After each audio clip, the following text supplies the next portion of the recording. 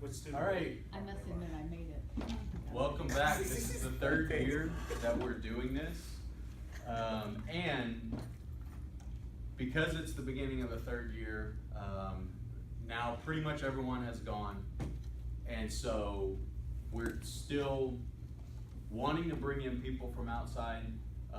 Still the offer is open, or I should say one thing we did talk about, however, is if you are doing a presentation that you want to prepare for, or you're working on a project that you want to get feedback about, then the offer's open to speak again.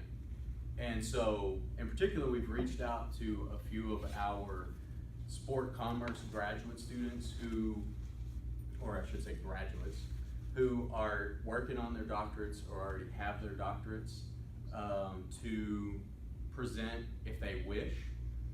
And so, that being said, anyone who has an idea, if you're doing any type of research and you want to bounce ideas off of people, you want to get some feedback, bless you, this forum can serve in that capacity as well.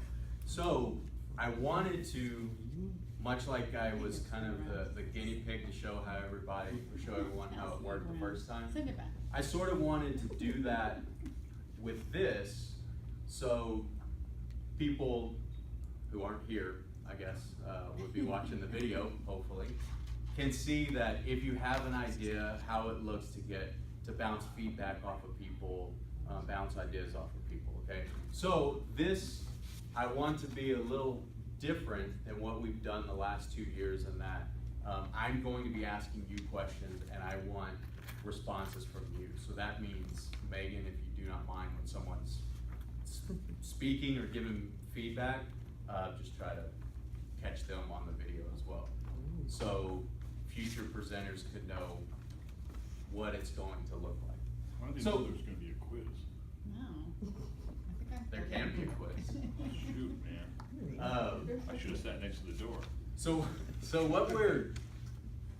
what I'm doing, or the reason we're here today, is for the last about 2.5 years now, I've been working on this project using Sport Rivalry, man. And basically, what we've come up with is a way that we use comic strips and cartoons to teach about rivalry, and then also teach about appropriate group member behavior. So I'm going to present on this next month in Orlando. And so I want to get people's feedback on how we can improve this type of program. So first, a little bit of background really quick. The genesis of my research. I research sports fans to understand more about myself. So that is me on Kristen and I's wedding day. And I don't know, well, you can't tell in that picture, but I am wearing a University of Texas Longhorns belt buckle. Okay, so I was able to slip that in on the wedding day. So, but in my marketing and behavior classes, I also like to give examples of why I research about fan behavior and why I research about rivalry. And typically in class, I'll tell 3 examples of, and I'll say something like, you know, I've done interviews with a lot of sport fans. I've also done interviews with relatives or friends of sports fans. And here are some of the things relatives or friends of sports fans have told me about that fan. And I'll tell 3 stories, one of which the fan is upset at a game and reacts in a completely just insane way, and then is embarrassed by his reactions. Another is a buddy's at a home football game with his college friend. The home team gets down. The friend is talking about how they should fire the coach and how he's so disappointed to even have a football team at that school. And then the football team comes back and wins, and he talks about how great the coach is. And then the 4th is an example of a wife talking about how it's hard to watch a game or even be in the house when her husband's favorite team is playing because he's so loud and she's afraid he'll give himself a heart attack. And then I tell the class, hopefully the laughs, sometimes it works, most of the time not, that those 3 examples are actually about me. So I was the friend at the game, I was the brother-in-law at the game, I am the husband that these people are talking about. And all the way just to try to show them this is really why I research what I do. Now, why I research Rivalry, and I touched on this, we talked about this the very first forum. It deals with Texas, OU, Texas Tech, and Florida. So in 2008, I was in my first year at the University of Northern Colorado, and Texas better than they are now, but they were expected to be a national title contender, but they ended up having a really, really good year. And they went into the OU game, I think ranked number 5, and OU was ranked number 2. They ended up beating OU on the field, so they went through the rest of the season ranked number 1 or 2, I can't remember which. But late in the season, Texas lost to Texas Tech. Crabtree, right? Then the Crabtree play. Then Texas Tech loses to Oklahoma. So at the end of that year, there was a 3-way tie for who was going to represent the Big 12 South in the Big 12 championship game. It went to the 5th or 6th tiebreaker. OU ended up beating out Texas by something like 100th or a few hundredths of a point in the BCS standing. So they went on to compete for the Big 12 championship, won the championship game, and then they played Florida in the national title game. And I remember watching that game thinking, I want Florida to win. Why do I want Florida to win? I don't care if they win a game ever again. I just don't want Oklahoma to win. And so that was the genesis of, if I'm thinking this way, and I think of myself as a somewhat rational person, other people have to be thinking this way as well. And then all, the commercials and the t-shirts and everything that you see kind of disparaging rival teams in the out group. Like, my favorite team is fill in the blank. My second favorite team is whoever's playing my biggest rival. That type of sentiment. So I started research on what it means to have a rival team. At that time, there was not a lot of research specifically to sport rivalry. So I was looking into military warfare, sibling rivalry, things like that. I was looking into management research and a lot of social psychology research. So I had to, in order to conduct the study I wanted to, I had to develop the measure that I ultimately developed, the Sport Rivalry Fan Perception Scale. That brings us to my interview here. I actually, in my interview, my research presentation was on the Sport Rivalry Fan Perception Scale. I was halfway through it at that point, so I needed a second round of expert panel and a second round of participants to validate it. However, when discussing that, something very interesting came up. I made the comments, something to the effect of, Alabama had just won the national championship, Auburn had just won the national championship. And I said, do you think Alabama fans, like other SEC fans, would be excited maybe that Alabama won the championship because the whole SEC chant, that type of thing, conference pride and affiliation. However, do you think an Alabama fan is celebrating the fact that Auburn won the national championship? And I have somebody in the back row, I won't point out who, it's someone who's no longer here, point out there's no way that would happen. SEC fans always cheer for other SEC teams. Doesn't matter if it's their rival or not. Literally a few days later, we're introduced to this guy in the national media. How many people know who Harvey Appert is? What is he famous for? Poisoning Auburn's trees. He poisoned the historic trees at Toomer's Corner following Alabama's national championship. And so it was quick validation for me as a researcher, like, look at that, I was right. Unfortunately, I was right. And then there was the realization that is nuts. Okay, these trees, which have been replaced now, they were hundreds of years old. And someone to go to those lengths over a favorite team and that in-group, out-group relationship was just crazy to me at the time. And all throughout this, I'm also still doing interviews with people telling me things like, if my rival team were playing the Taliban, I would don a turban. I had somebody tell me their rival was the Florida Gators. They wrote down on a survey, if the University of Florida blew up and all the players died, I would celebrate. Things like that I'm hoping people were exaggerating on, but I was told over and over and over again things like that. And so even the fact that people exaggerated, hopefully, made me pause and think, okay, there's something else going on here. And so I went on, when I first started researching Rivalry, it was a lot of marketing implications and what can we do from a marketing perspective. However, it quickly turned to what can we do to responsibly market this? Because one of the things that we as sport managers claim all of the time is how much good sport can do for society, okay? Sport teaches you teamwork, teaches you how to deal with adversity, a laundry list of all these things that we like to spout off about when people say, well, essentially why does sport exist when we have these type of behaviors? We like to give this laundry list of things. In reality, a lot of that is true. Sport does a lot for society, can do a lot for society. However, picture you taking your kid, their first game, and them going to a game where a fight breaks out. You run the risk as a parent of that being their association with sport and them never wanting to consume sport again. As from an organizational perspective, you run the risk of that happening, them not wanting to consume again. You also run the risk of the people involved in the incident possibly suing.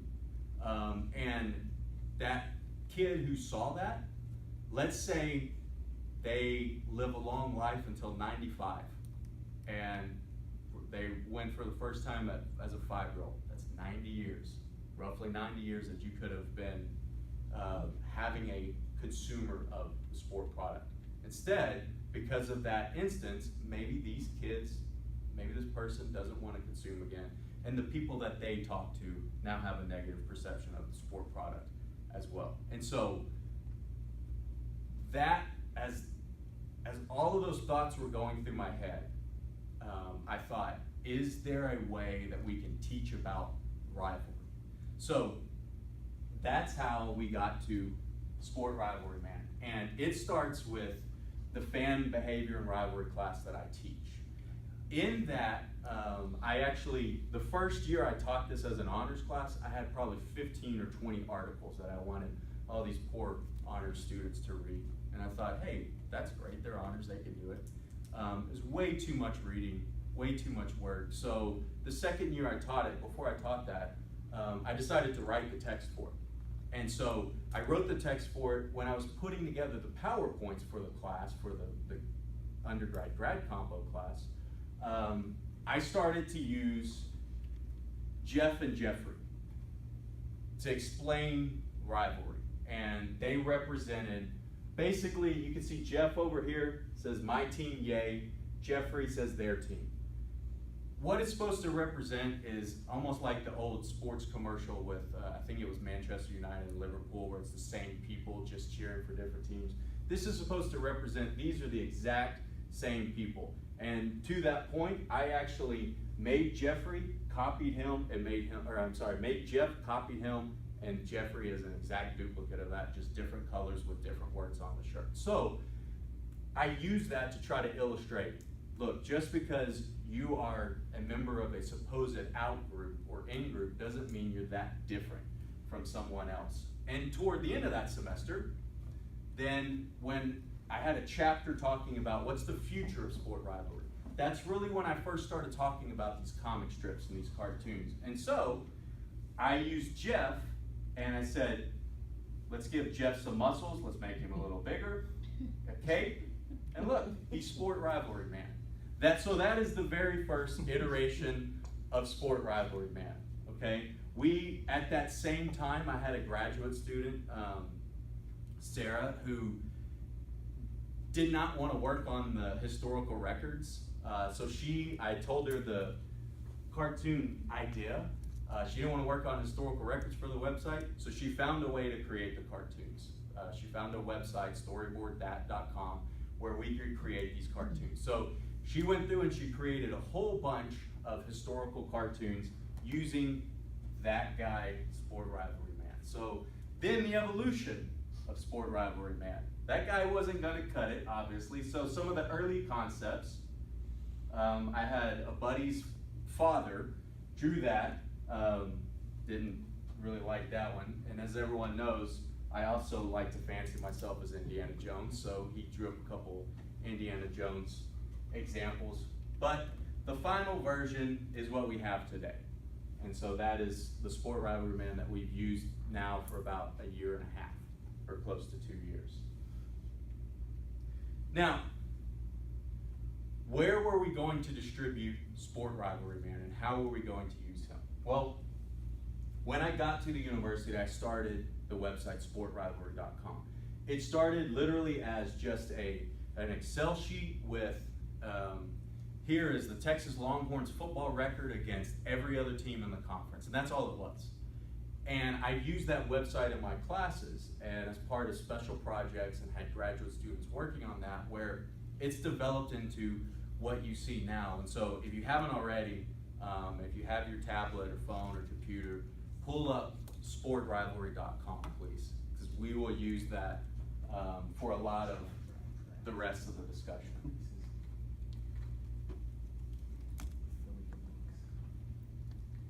And so we started using, and yeah, if you are on your phone, it looks, the mobile version looks different than on the computer. However, you can still get around. So it was only historical records. Then we slowly started to add other things. We started to add some research findings to it, sort of a synopsis of what the research says about it. And we started to add audio podcasts, little short 2 or 3 minute audio clips about rivalries, Harvard, Yale, Texas, Oklahoma, Michigan, Ohio State, things like that. From those audio podcasts, that is what we initially used to create the comic strips. So, on the website, here are little versions of the comic strips. On the website, if you come over to cartoons and comics, and you go to comic strips, when you click on comic strips, now people could scroll down and they could see historical rivalries for Harvard, Yale. There's a PNG version, there's also a PDF version that if you click on the PDF, it pulls up for the whole page. But kind of the neat thing about the PNG versions is you can click on them, save them as a picture so people could download them pretty easily. So we started creating a whole bunch of historical or comics about historical rivalries, and we have most of them in college football, but we also have some in the NFL and Major League Baseball as well. Now, last year, we started in my marketing class, we started something called This Week in Rivalry. It's a podcast that we do once a week, previewing upcoming rivalry games for that weekend's college football. Like last week, or the first week of the season, we did Colorado State. Last week we did USC, Stanford, Iowa State, Colorado, Nebraska. This week, there's not really a big marquee rivalry game, so we're re-airing the Major League Baseball special we did last year. And then they did a short video on whether USC Texas is really a rivalry, and gave their picks for that. So we were doing that last year, which kind of sped up the production of a lot of the comic strips and cartoons. So we started with the comic strips, then quickly went to, we figured out if you save the comic strips as PDF or as PowerPoints, you can actually make them into short movies. And so that's what we did, and I will pick one that's relatively short. Okay, here we go. See how well this works. All right. Still hasn't caught up yet.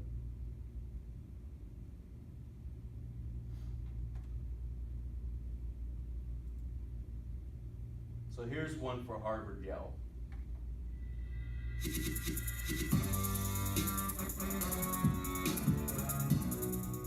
Hello, this is Cody Havard with SportRivalry.com.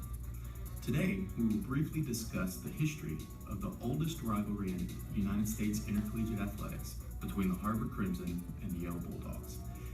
These two universities participated in the very first intercollegiate regatta event back in 1852. From this race, intercollegiate athletics within a number of sports grew between the two schools. Specifically, today we will be focusing on the football rivalry between these two universities that throughout its existence ultimately became known as simply the game. Let us now join Sport Rivalry Man on a history of the game. The first meeting between the two schools on the gridiron took place in 1875, with Harvard winning the game 4-0. As of the 2016 season, the record favors Yale with 66 victories to Harvard's 59, with 8 ties between them. From this beginning, the rivalry has grown to be the third game between universities in college football history.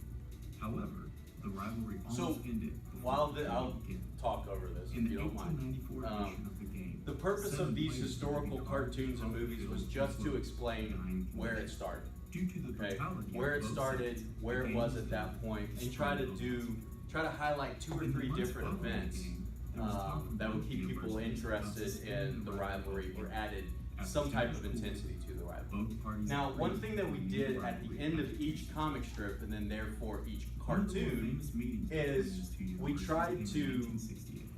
Both discuss universities either a played rivalry perfect term and identical 8-1 or a race. psychological Yale term or dominated phenomenon throughout that the game, explained led by 16 why points rivalry with 42 exists. seconds remaining. So we were discussing Following things a Harvard like touchdown, in-group pass bias, interference call, and a things like successful two-point conversion, Berging the Crimson and found Corfing themselves to in need of a explain miracle, which is exactly what they got. why, like The for onside in-group kick bias, was we blocked as by a Yale humans defender like to and categorize ultimately ourselves covered by into Harvard around the 50-yard like line. people In like 30 us, seconds, people not like completed us. a touchdown We treat pass people and followed differently with another two-point based on conversion what group they belong to. So if someone in our group does The next something day, the now famous that's Crimson positive, headline we was, like to highlight that. Harvard beats Yale. If someone in the out group does something that's negative, Additionally, we like to Yale highlight coach that and Carmen kind of Koza was associate quoted try to as calling associate the game whole group the worst loss of to his that. career. And so This particular game helped we started creating these rather in pretty high quantity. And then we moved on to last summer. Kimberly Morgan West was working with me. A lot of you know her. We started developing things we called Adventures with Sport Rivalry Man. And what these are, I like to think of them as moral teaching stories, or if you afternoon special stories, things like that, where we discuss rivalry and we exhibit appropriate fan or group member behavior. And so here are some of the comic strips of these. We'll watch a quick video in just a little bit, but the main difference between the historical rivalries or the historical cartoons and comics and the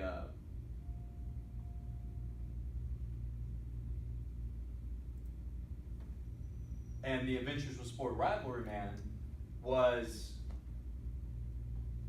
the historical ones were based in fact, whereas the Adventures with Sport Rivalry Man are based out of kind of situations that we see as important that kids are having to deal with, like things like playground bullying, online bullying, being a new kid at a new school and trying to get acceptance into a new program. So I'm Sport Rivalry Man. here's one we did on a journey in which online we visit bullying. Jill and Josh, and we learn about online bullying.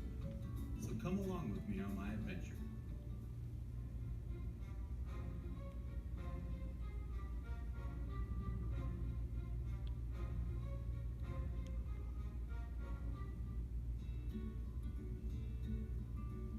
This is Jill. Her family are Boston Red Sox fans. And this is Josh. His family are New York Yankees fans. One day at school, Jill decided to wear her Boston Red Sox shirt. Jill, what does the B on your shirt mean? It stands for the Boston Red Sox. They're the best, right, Sam? No way! The Yankees are the best! Extra credit if you know who that is. Later that day, Josh was watching the Red Sox play against the Yankees with his parents.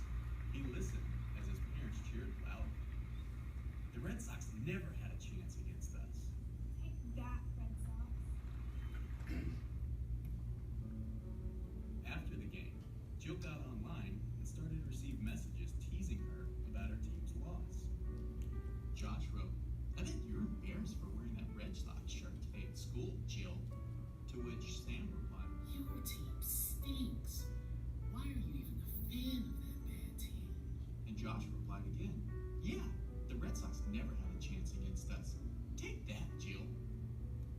I thought Sam and Josh were. And it was a conscious effort to make her so small and the computer screen so large. Later that evening, Jill was very sad, and she talked to her mom about it. What's wrong, honey? You seem sad. Some of my friends were teasing me because the Red Sox lost tonight.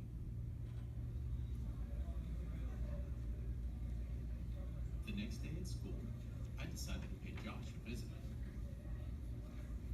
Josh, Jill is sad because you teased her yesterday. You two were friends. Later that day, when Josh saw Jill in the hall, he apologized. Jill, I'm sorry for teasing you last night. That's not what friends do.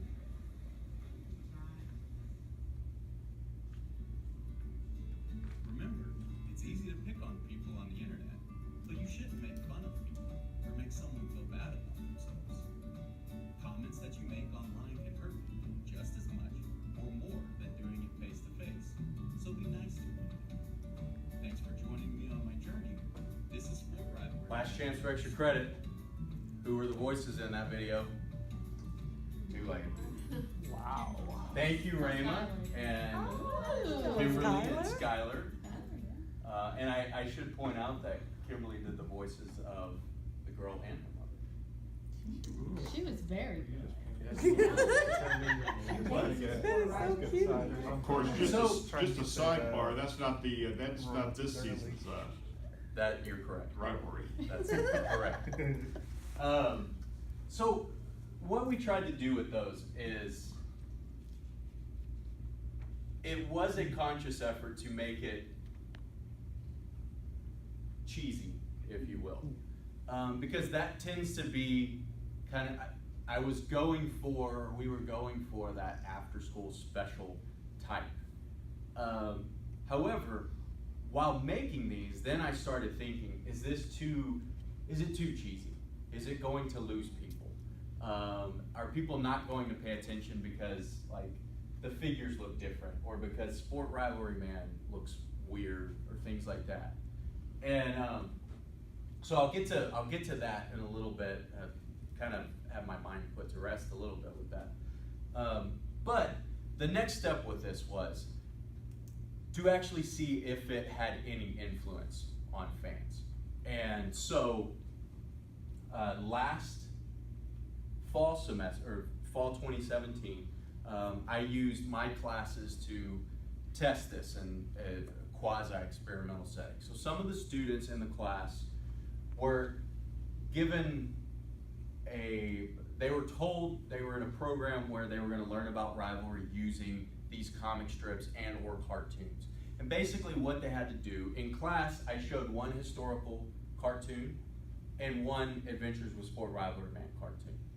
The students then had the opportunity to take notes on 3 different historical rivalry cartoons or comic strips, and there were a set of questions that we asked, and the questions were just to make sure that they actually were paying attention to the stories. Then they had to do a report, or the short 1-page briefs on the 5 Adventures with Sport Rivalry Man cartoons that we had at that point. Again, just to make sure that they were paying attention. Another group of students, were not exposed to this, and so there were some limitations to this, but what we found at the end was we asked both groups their perceptions of out-groups So using the Sport Rivalry Fan Perception Scale. And then we also asked them a series of vignette style questions where, for example, if someone were laughing at a fan of the rival team, would you laugh along with them? Would you stop them laughing? If someone were trying to steal the belongings of a rival fan, how likely are you to try and stop that behavior? To see if the people who were exposed to this, there was any difference for their responses. And again, there were limitations. This is also self-reported, so there is a difference between self-report and actually behavior. But what we found was the people who watched the cartoons or read the comic strips, and that's how they learned about rivalry, they felt differently toward the out group than people who did not read the comics or watch the cartoons. In particular, they believed fans of the rival team behaved more poorly than people who didn't read the cartoon or didn't read the comic strips or watch the cartoons. And a lot of that makes sense because in the historical cartoons, a lot of those talk about fan confrontations, and sometimes there were fan riots and things like that. So that may make some sense as to why they felt that way about the out group. But they also reported they were less likely to celebrate when their favorite team beat the rival team than people who hadn't watched these cartoons or read the comic strips, which showed, okay, maybe there's something here that's causing a little bit of understanding between outward members. Now, what's really interesting in the vignette situations, those questions, people who watched the cartoons or read the comic strips reported a higher likelihood of trying to stop someone stealing belongings from a rival fan than people who didn't watch the cartoons or read the comic strips. So that was the big takeaway, that okay, maybe this, at least in theory, makes someone say, okay, I would be more willing to try to help out an outward member by watching cartoons about making appropriate decisions and historical cartoons. So the next step from that was to develop a curriculum. The curriculum was developed by Skylar last year, or she still is. She's working on her master's in school counseling. So last summer, about a month, or last August, she started working with me and developing a curriculum that we coined the Sport Rivalry Man curriculum. And so, again, I want to point you to the website so you'll have some reference. If you're on the website and you go up to the top, you see the third kind of tab over is Sport Rivalry Man curriculum. Now, if you go to these resources, you can go to resources and there's examples of things like this, the maze, the coloring sheet. Most all of you have seen the cutouts. That we created this to be sort of like a Flat Stanley type character, where it has kind of the motto on the back. I will respect others, I will help people in need, I will not bully others, I will be a good friend, I will make good choices. There were 5 mottos on the back because we had 5 Adventures with Sport Rivalry Man cartoons when we first started making these. The idea was kids could take this with them, they could show, be at a game, take a picture with it, and to this point, Sport Rivalry Man has made it to overseas, where? Machu Picchu. Yeah, so he's a very well-traveled superhero. But our overall goal with doing all of this was to use sport as a popular cultural medium to draw attention, while at the same time using the superhero genre. And if you think the superhero genre is maybe overplayed, just look at the box office when a new Marvel movie is released. And then cartoons and comic strips to try to attract people, especially younger age people, school children, to learning about rivalry and learning about angry behavior. So the resources tab, or the resources section, has these resources that can be used in classes. We listed the comics and cartoons again so that people using this, teachers and counselors using this, would have one place to go. And then Skylar created 5 different, she's working on a 6th and 7th one now, but 5 different curriculums about online bullying. So this is something that teachers and counselors can use to go over and just try to teach about this. And so she actually put it in the proper format, so now it can be distributed more widely by the counseling association she's a member of. She's also put this information on teacherspayteachers.com, which is a mostly free website. This information's free. Sometimes people charge on there.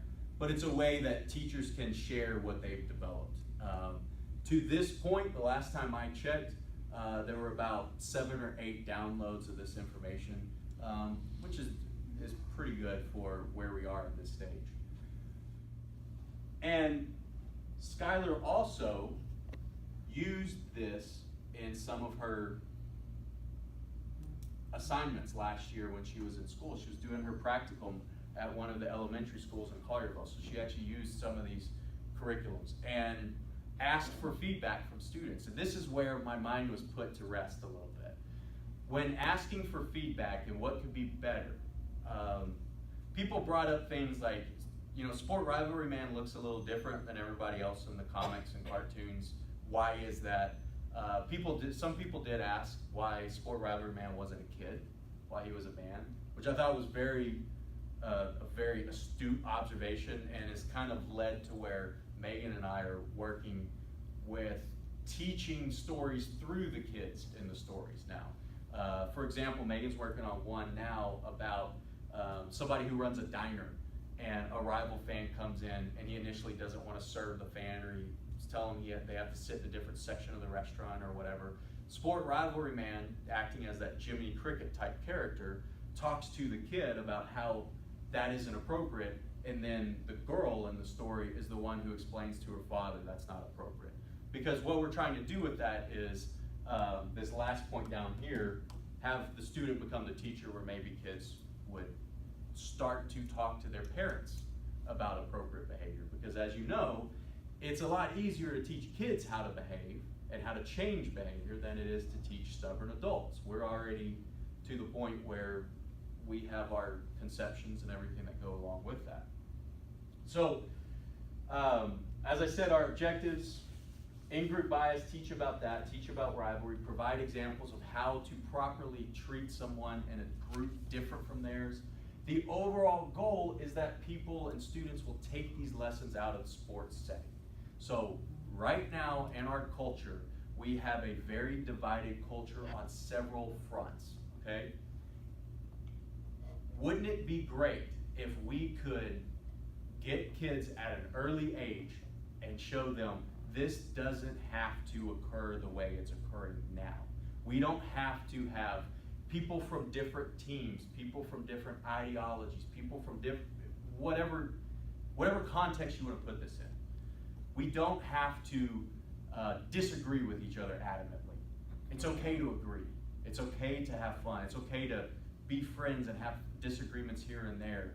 And to be frank, it's okay to be fans of different teams and, you know, kind of tell jokes to each other or that type of thing, but we don't want to do something that goes over the line into bullying or something that's deviant, because we have enough of those examples that we could spend probably 3 of these forums talking about the horrible examples of fan behavior. And then the final thing, as I mentioned, is the student becomes the teacher, where hopefully students take these lessons outside of the sports setting and they can actually start to, maybe it changes their perceptions of the out-group. Maybe they then can help talk to other people about that. One reason we're going after elementary age kids, and I've even looked into going after preschool age kids, is there is data that children as young as 3 can show favoritism toward the group and show some type of derogation toward the out-group. And so we want to get people at an early enough age where maybe this could actually resonate with them for however long. And so here are all the people that I could think of that have worked on this project, that have worked specifically on Sport Rivalry Man and the historical comics. This doesn't include the people who did the historical data. Beyond that, if I included that, this list might be 50 or 60 people long. And so it does me some good to look at that and see how many people have worked on this, because it's been a great team effort. You see Tim and Rama have lended their voices to it. Other people have talked about different things. Brennan and I have talked about some ideas in here. So it's been really fun to have people's input. Where we are now is I need to know how this can be better. So how will it be received either in a school setting? Is there anything we could do to have it be better received with adults? Is that something that we could go after? We've made the conscious decision to go after children because, as I said, the data shows that you want to get in as early as you can. However, what can we do with the cartoons, the comics, the curriculum, that we could make this into something that's more beneficial? And so that's where I need your help, please.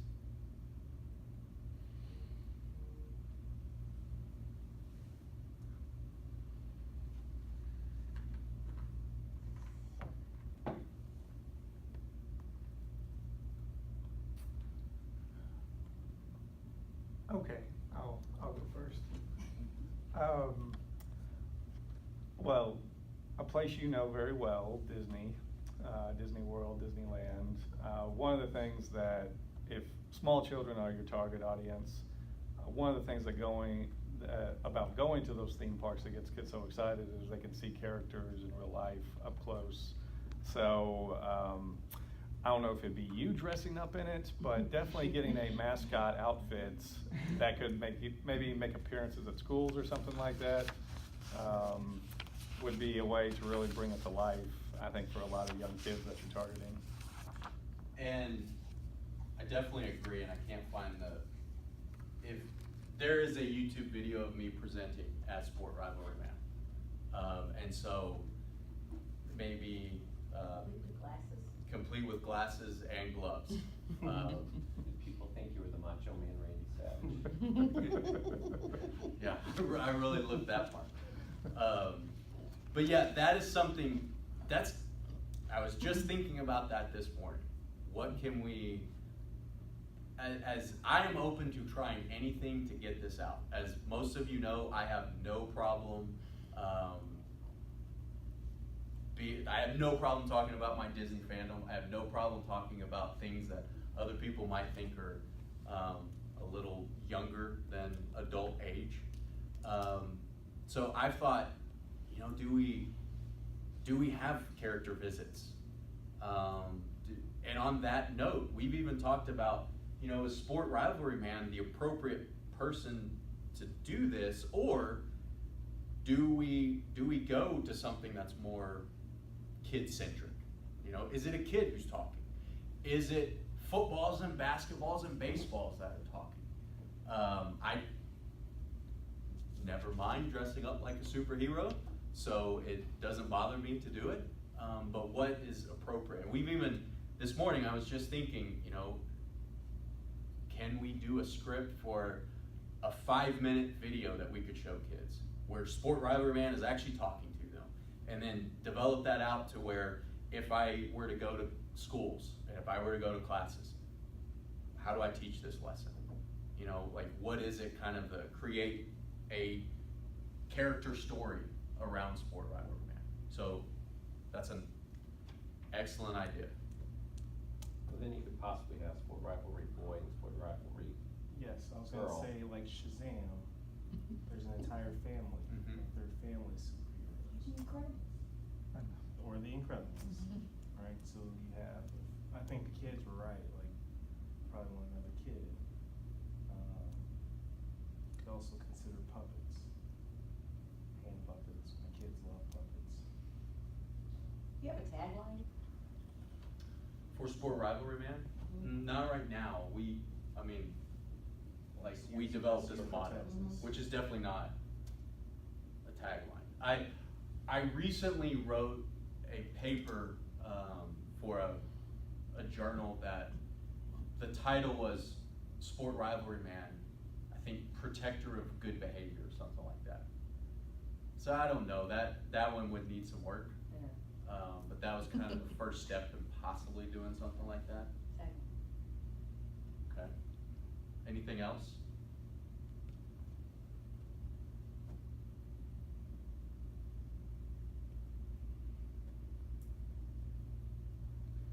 And if Do you any, need a nemesis, well, and see, a rival, or is that?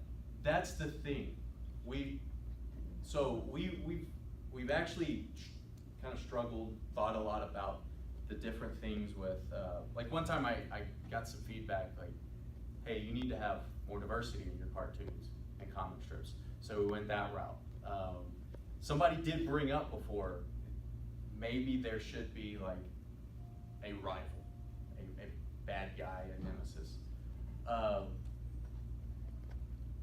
And it's a little awkward when if we are trying to talk about the correct way to behave, then we don't want to show Sport Rivalry Man, you know, like the old Batman kapow somebody and like, you know, them raising his arms in victory or something. Which I think also limits some of what Sport Rivalry Man can do. I think it is very attractive, especially for kids and people who follow the comic book genre, for there to be a hero, and for the hero to be not this perfect being. And so we've kind of thought about an origin story. And it would basically be my origin story, that it is somewhat, to me, at times, it's kind of funny that I research rivalry and I talk about fan behavior, because there have been times where I have behaved wildly inappropriate. I've never done what Harvey Appert did, or the people who were fighting in the stands and that type of thing, but I have yelled till my face is red and been very embarrassed afterwards and things like that. And so we've kind of thought about that, and that went along with, do we develop other characters around Sport Rivalry Man? So are they the ones who actually teach Sport Rivalry That's Man what I was gonna to say. behave? That's what I was gonna say, is having like, would it be too much, would you lose too much luster if Sport Rivalry Man needs to be corrected? You know, if he's always the one who's high and mighty, you know, could you possibly show some forms where the kid says, hey, you know, And can you have a shiro? Texas is not gonna be Yeah. good every year, ever again. It's okay, Sport Rivalry Man. Is the red and blue coloring completely independent of thought, or is it meant to simulate red and blue states? It was, that's a very good observation. The reason it was picked was because it's red, white, and blue. Red, white, blue background. Or I guess you could say red, white, and blue. So it was, when we developed the logo, which was probably 4 or 5 years ago now, I'm the one who said, look, this is kind of, within sport, as neutral as you could get. Like, I didn't want to do burnt orange for, you know, Texas, or crimson for Alabama, or things like that. But you're correct. Now, some people might look at that and think, okay, is this, you know, red, blue state, that type of thing. I mean, people are reading everything into everything Yeah. nowadays. It's the Cubs and the Cards, right? It's the Cubs and the Cards. Does Sport Rivalry Man have a Facebook page? Oh. He has Sport Rivalry Yes, has like, a actually, Facebook page. Sport Rivalry Man. And Does he have a Twitter? Instagram. he does not yet. Instagram. Then he could be everywhere. That's where you Taking your pictures. family. Yeah. Yeah. I think you need, the picture of him in Machu Picchu to show that he is everywhere That is true. in your presentation. Because those are, and that's where being relying on people working on this that basically are working in the long semesters, and then it somewhat goes dormant in the summer. The last 2 summers I've been very lucky to have people working on it, but we need a lot more help with things like that, because that is a great idea, to have Facebook, to have, like you said, to have a female lead in it. A shero. Question. So what is the social media like when you get tweets or anything like that? Like, is it just you tweeting out, or is it other people sending tweets about rivalries, or what kind of feedback do you get back from, I guess, people who follow? If I had someone who was really good at social media, that was all they were doing, it'd probably be more. But this is basically like me tweeting out about our podcasts that we created. And then every once in a while, like, someone will tweet at me, but you know, it's Sport Rivalry calm. Because I guess in my mind, I was thinking about like because I know during football season, there's so many rivalries that happen like every week. Mm-hmm. Like if you retweeted something, some other student tweeted about something. I think students like that kind of stuff, Yeah. and it makes it a lot more interactive. But like you said, I don't do social media, so I get it. I don't have time to do it. So if somebody did have time to do it, like, it's kind of cool. Because I see it on like ESPN. I think it's really cool how they interact with people on the outside. It just kind of makes it more personal. For the last 3 seasons now, we've been tweeting out like game times and things like that, and historical records. And we always use the hashtag Sport Rivalry here. This was Matt Camp writing about the World Cup. So he did a series on the World Cup. So he was doing hashtag Sport Rivalry WC. And really just trying different things to see. In marketing, we talk about like that tipping point, where if the right person sees this and they retweet it, is it going to set off more and more people seeing that? And so we're trying all these things to try and get to that point. And you know, I have students in my classes working as projects for this as well, trying to come up with those type of ideas. However, so far we haven't really done much on social media. So this is completely off the wall and probably wouldn't work, but it could work. I assume they still teach history in schools. What if Sport Rivalry Man like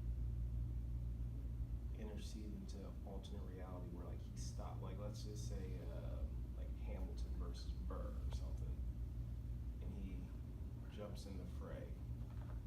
So he goes out of sport, you mean? Yeah. And it's a time machine. Goes to these historical events. That'd be pretty interesting. I don't know if he could have stopped what happened, but maybe he could have a musical interlude. But yeah, that's an interesting idea, because there are many different situations you could put him in.